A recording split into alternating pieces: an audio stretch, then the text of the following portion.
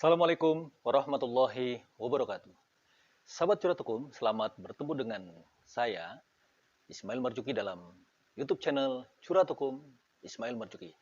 Nah, di kesempatan hari ini, saya akan mengetengahkan seri tentang bentuk usaha.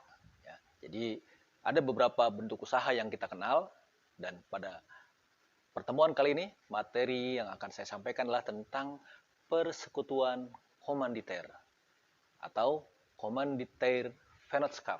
Nah, sebelum saya memasuki materi tersebut, mohon kesediaan sahabat Curhat Hukum untuk like, subscribe, dan share di bawah ini. Terima kasih. Ya, kita sering mendengar istilah CV atau persekutuan komanditer. Apa yang dimaksud dengan CV?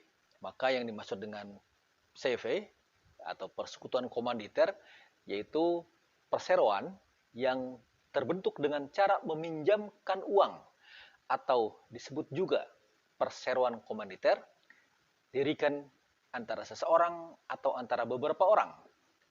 Ya, didirikan antara seseorang atau beberapa orang pesero yang bertanggung jawab secara tanggung renteng untuk keseluruhannya dan satu orang atau lebih sebagai pemberi pinjaman uang. Suatu perseroan dapat sekaligus berwujud perseroan firma terhadap persero-persero firma dalamnya dan perseroan komanditer terhadap pemberi pinjaman uang. Nah, dalam bahasa yang lebih sederhana, dapat saya sampaikan bahwa yang dimaksud dengan perseroan komanditer adalah persekutuan yang didirikan oleh satu atau lebih sekutu komanditer dengan satu atau lebih sekutu komplementer untuk menjalankan usaha secara terus-menerus.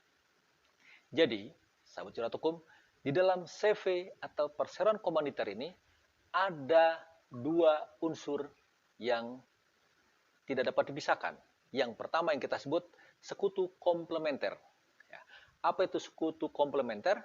Sekutu komplementer adalah sekutu yang berhak bertindak untuk dan atas nama CV dan bertanggung jawab terhadap pihak ketiga secara tanggung renteng sampai harta kekayaan pribadi.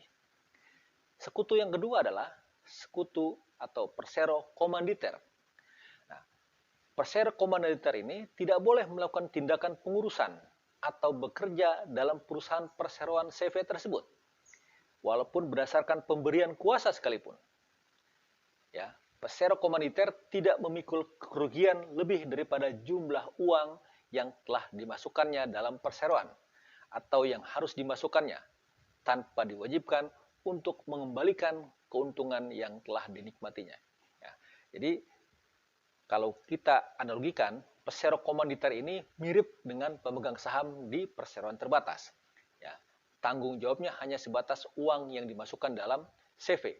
Sedangkan persero atau sekutu komplementer, dia bertindak untuk dan atas nama CV dan bertanggung jawab secara pribadi sampai seluruh harta kekayaan pribadinya. Ketentuan mengenai CV ini diatur dalam pasal 19 sampai dengan pasal 21 Kitab Undang-Undang Hukum Dagang.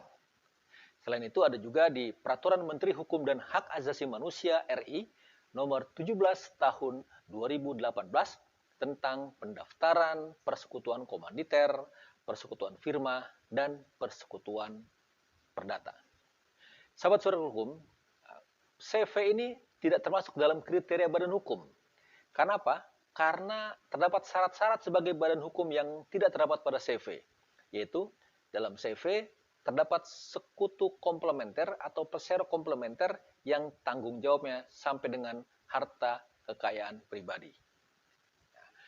Bagi sahabat Curhat Hukum yang akan mendirikan CV, nanti ada permohonannya yang diajukan kepada Menteri. Dalam hal ini adalah Menteri Hukum dan Hak Asasi Manusia melalui sistem administrasi badan usaha. Nah, demikianlah materi singkat dari saya mengenai perseroan komanditer. Lebih kurangnya mohon maaf. Assalamualaikum warahmatullahi wabarakatuh.